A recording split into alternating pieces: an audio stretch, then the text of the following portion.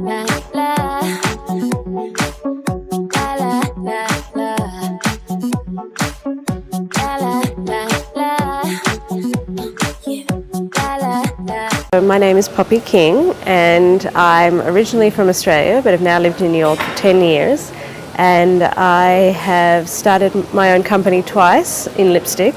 The first company I started was in Australia when I was 18, selling lipstick, and the second company I started was when I was 30 in New York selling lipstick. So it's been 20 years of entrepreneurship now. I didn't so much decide to become an entrepreneur as in I saw a opportunity, which I think a lot of entrepreneurs are made, not born, so to speak, in the sense that it's not necessarily something many people decide to be. It's that they see an opportunity to start a business. Perhaps they're looking for something themselves and they can't find it and think, I'll start a business, which was my experience. I was looking for 1940s style lipsticks instead of kind of modern looking lipstick, and so I decided to start my own business, and that was how I became an entrepreneur. And then the more I understood about entrepreneurship, the more I realized that I was very suited to it.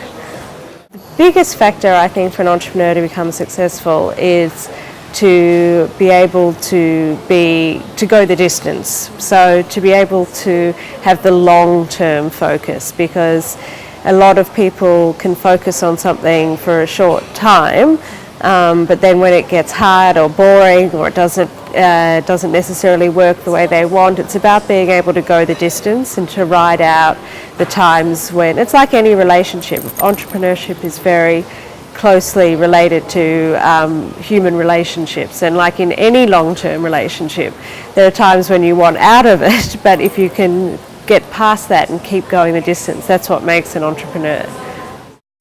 Well, entrepreneurship, I think, is what small medium enterprise is what results from entrepreneurship, but I think entrepreneurship is very different to the skill to be an entrepreneur is different to the skill to be a business person, because a business person is usually able to take existing opportunities and put them together and grow them, whereas I think an entrepreneur is somebody who is creating something that isn't there already, and the result can be a small medium enterprise. That's often what it is, but that's not necessarily the trigger in the beginning. It's not about business in the beginning. In the very early stages of entrepreneurship, it's much more about creation than business. In the UAE, there's a real lust for life. You know, obviously there's a huge amount of